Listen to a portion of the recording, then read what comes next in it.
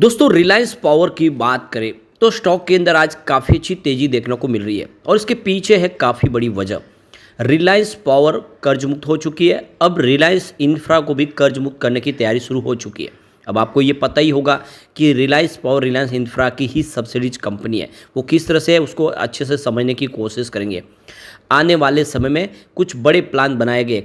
यहाँ पे अनिल अंबानी रिलायंस से संबंधित अपनी इंफ्रा संबंधित 4 नई कंपनी बनाने को तैयार हो चुके हैं।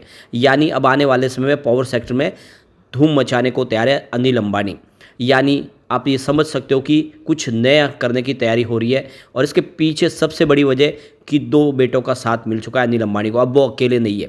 ऐसे में आने वाले समय क्या वो अपनी पुरानी पोजीशन फिर से हासिल करेंगे? एक समय वो इंडिया के टॉप 10 बड़े बिजनेस घरानों में से एक थे और काफ़ी अमीर हुआ करते थे, लेकिन उसके बाद देखें तो मुकेश अंबानी तो ऊपर चले गए लेकिन अनिल अंबानी बैंक करप्ट हो गए। लेकिन अब वो दिन पलटने लगे। क्या आने वाले समय सारी मुसीबतें खत्म होगी और जो शेयर होल्डर जिनको बहुत भारी नुकसान हुआ है, चाहे रिलायंस इंफ्रा हो या रिलायंस पावर, क्या फिर से उनको फ़ायदा होगा? जानने की कोशिश करेंगे इस वीडियो के माध्यम से। लेकिन फ्रेंड उससे पहले अगर आप पहली बार हमारे चैनल पे आए तो चैनल को सब्सक्राइब कर दीजिए, एक बेल आइकॉन दबा दीजिए ताकि जब भी नया वीडियो बने पहला नोटिफिकेशन आपको मिले। वीडियो पसंद आए तो लाइक से जरूर कीजिए। चलो फ्रेंड्स वीडियो स्टार्ट करते हैं। मैं हूँ आपका दोस्त SB दवे और हमारे अपने चैनल ऑनलाइन कमाई में आपका बहुत बहुत स्वागत है। तो सबसे पहले रिलायंस पावर के कारोबार की बात करें तो इस समय लगभग पौने 2 बजे के आसपास का टाइम है। स्टॉक की शुरुआत पॉजिटिव हुई 31.24 पर, क्लोजिंग थी कल की 30.96 के आसपास। इंट्राडे में 31.98 तक स्टॉक गया, यानी लगभग 32 तक पहुंचा। जो लो है वो 29.83 का है, यानी आज स्टॉक के अंदर गिरावट भी हुई लेकिन निचले लेवल से काफ़ी अच्छी खरीदारी लौट के आई। स्टॉक ने फिर से जो 30 का स्तर तोड़ा था उसको फिर से पा लिया और स्टॉक 32 के आसपास पहुंचा। इस समय 31.80 के आसपास ट्रेड करा। स्टॉक 2.71% की शानदार तेजी देखने को मिल रही है, यानी स्टॉक नई हाई बनाने को तैयार हो रहा है। अब आपको ये पता ही होगा कि 2008 के पहले जब इसका IPO लाया गया तो 500 रुपये में लाया गया था। उस समय बहुत हाइप क्रिएट हुआ था इसका, लोगों ने बढ़ चढ़ के इसमें IPO में हिस्सा लिया। लेकिन जब लिस्टिंग हुई तो उसमें ज़बरदस्त नुकसान हो गया और IPO प्राइस भी नीचे आ गई। और ऐसे में फिर अनिल अंबानी की तरफ से बड़ा फैसला लिया गया, जो एक तरह से देखें तो जो बहुत बड़ा एक लोगों को शेयर होल्डर को नुकसान हो उसकी भरपाई के लिए उन्होंने कुछ बोनस शेयर जारी किए। 3 शेयर के ऊपर 2 शेयर बोनस देके उसकी जो प्राइस थी उसको नीचे लाए। तो आप देखें उसकी वजह से जो उसकी प्राइस थी शेयर की वो लगभग 350 के आसपास आ गई थी। लेकिन अब आप देख सकते हो कि वो 350 का शेयर भी लगातार गिरा, नुकसान होता रहा, लोगों को फ़ायदा कुछ हुआ नहीं। और बाद में जब कोविड काल आ गया तो स्टॉक 1 रुपये के आसपास आ गया, बिल्कुल कौड़ियों के भाव में। और आपको पता ही होगा कि जब इसकी प्राइस 1 रुपीज़ के आसपास थी तब भी रेगुलर अपने वीडियो बने हैं रिलायंस पावर पे, साथ में रिलायंस कम्युनिकेशन में भी वीडियो बनाते उस समय। लेकिन मैंने आपको कहा था कि सिर्फ रिलायंस पावर में ही बने रहे, रिलायंस कम्युनिकेशन जितना जल्दी वो अपना निवेश निकाल ले। बिल्कुल वही हुआ। अब रिलायंस कम्युनिकेशन तो वही का वही है, लेकिन रिलायंस पावर ने लोगों को मालामाल किया है। अब आप देख सकते हो कि आपका 1 रुपये का जो निवेश था वो इस समय 30 रुपये के पार है, यानी आपका करीब 1 लाख रुपीज़ का निवेश होता था वो आज 30 लाख से ऊपर है। तो बड़ा मल्टीबैग रिटर्न दिया है इसने। अब यहाँ पे अगर हम बात कर ले पिछले 1 साल की तो इसने 102% का पॉजिटिव रिटर्न दिया, यानी आपका इन्वेस्टमेंट डबल किया है। 14 के आसपास स्टॉक था साल भर पहले। 6 मंथ की बात करें यहाँ पे 33% की तेज़ी बनी है और पिछले कुछ दिनों से काफ़ी अच्छा दौड़ लगाया स्टॉक ने। पिछले 1 महीने में यहाँ पे 21% की शानदार तेज़ी बनी है। 26 का स्टॉक 32 तक पहुँचा है।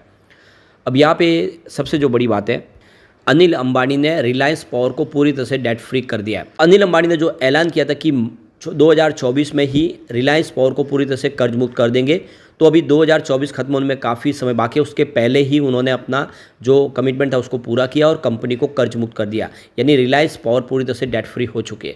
और अब उनका पूरा फोकस है रिलायंस इंफ्रा को कर्ज के जंजाल से बाहर निकालना और इसके लिए उन्होंने बड़ी प्लानिंग शुरू कर दी है। अब रिलायंस इंफ्रा करीब देख सकते हो कि $350 के यहाँ पे फंड रेजिंग करने जा रहे हैं। तो जो प्लानिंग है कि करीब 3000 करोड़ का जो है फॉरेन करेंसी कन्वर्टेबल बॉन्ड्स के माध्यम से फंड रेजिंग किया जाएगा, जिससे जो पुराने इनके जो पेमेंट है उसको चुकाएंगे। साथ में वो नया बिजनेस शुरू करना जा रहे हैं, इलेक्ट्रिक पावर जनरेशन का बिजनेस कंपनी शुरू करना चाहती है।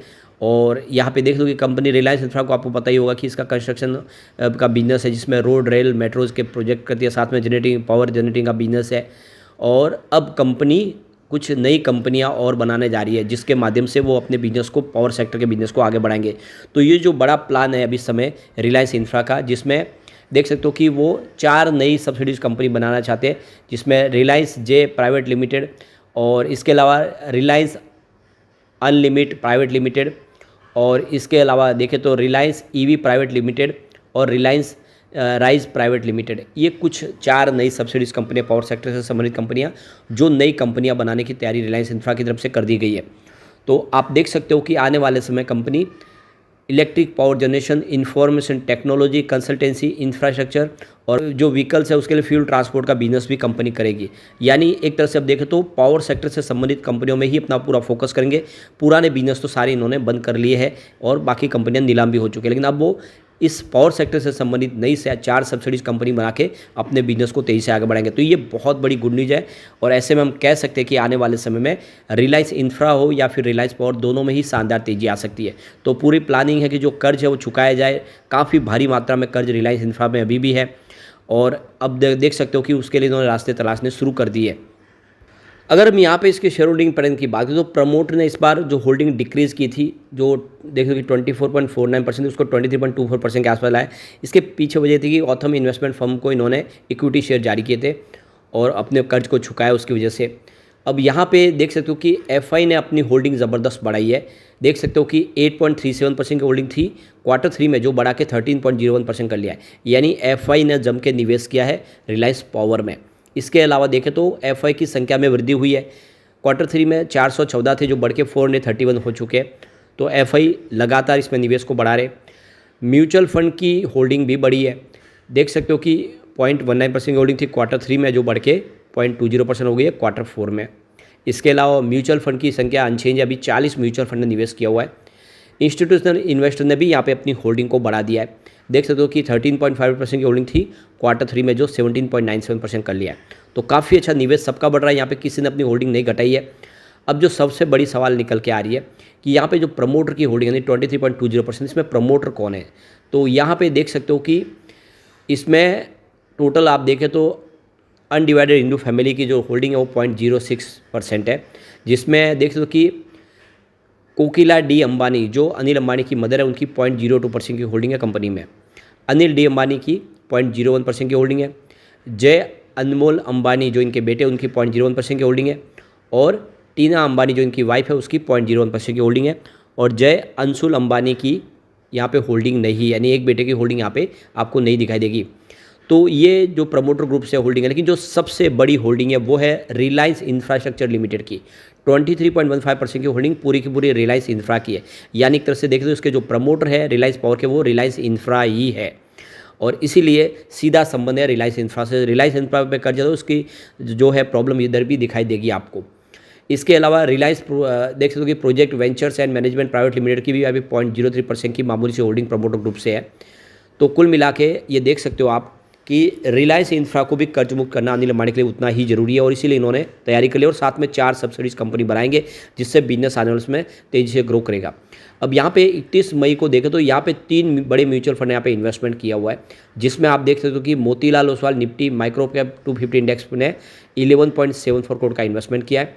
उनकी holding 9.58% month on month basis पे बढ़ती हुई दिखाई देगी। HDFC large and mid cap ने 9.92 करोड़ का इन्वेस्टमेंट किया और ये काफ़ी पहले से उनका निवेश है, यहाँ पे उनकी होल्डिंग में कोई बदलाव नहीं हुआ है। इसके अलावा grow Nifty total market index direct ने 0.06 करोड़ का इन्वेस्टमेंट किया, उनकी holding 15.41% month on month basis पे बढ़ी है। तो ये देख लो कि इस बार कोई म्यूचुअल फंड अपने होल्डिंग नहीं घटाई, बल्कि इसमें निवेश बढ़ा है। लेकिन फिलहाल अगर आप देखें तो कम्युनिटी सेंटीमेंट 50-50% की ही कॉल दे रहा है, यानी 50% बाई की कॉल है और 50% सेल की कॉल है। यानी जिस तरफ पल रहा भारी है उस तरफ जा सकता है बाजार। ऐसे में अगर हो सके तो यहाँ पे प्रॉफिट बुकिंग की संभावना बने, थोड़ा सा अगर आपको अच्छा प्रॉफिट मिला थोड़ा सा प्रॉफिट बुक कर सकते हैं। ये कम्युनिटी सेंटीमेंट का इशारा है, हो सकता है कि बड़ी तेजी भी बने। तो लॉन्ग टर्म इन्वेस्टर के लिए अच्छा मौका है कि दाव लगाए आप। आने वाले समय में रिलायंस पावर आपको ज़बरदस्त रिटर्न दे सकता है, यानी निकट भविष्य में ये अपनी पुरानी हाई को टच कर सकता है। यानी जिस तरह से आगे संभावना पॉजिटिव बनी है, कंपनी कर्ज मुक्त हुई है, तो 274 का टारगेट इसके लिए बड़ा आसान हो जाता है, क्योंकि अब तो सेंसेक्स भी देखें तो बहुत ऊपर जा चुका है। तो ऐसे में इसमें बहुत सारी संभावना है, सरकार का सपोर्ट पूरा मिला है इस सेक्टर को, तो दाव लगाना चाहिए। लेकिन फ्रेंड, कोई भी इन्वेस्टमेंट करने से पहले अपने फाइनेंशियल एडवाइस बड़े ले ले या अपना खुद का रिसर्च करें, क्योंकि मैंने वीडियो आपके एजुकेशनल पर्पज़ के लिए ही बनाया। वीडियो पसंद आए तो लाइक से जरूर कीजिए और चैनल को सब्सक्राइब कर दीजिए। Thank you friends.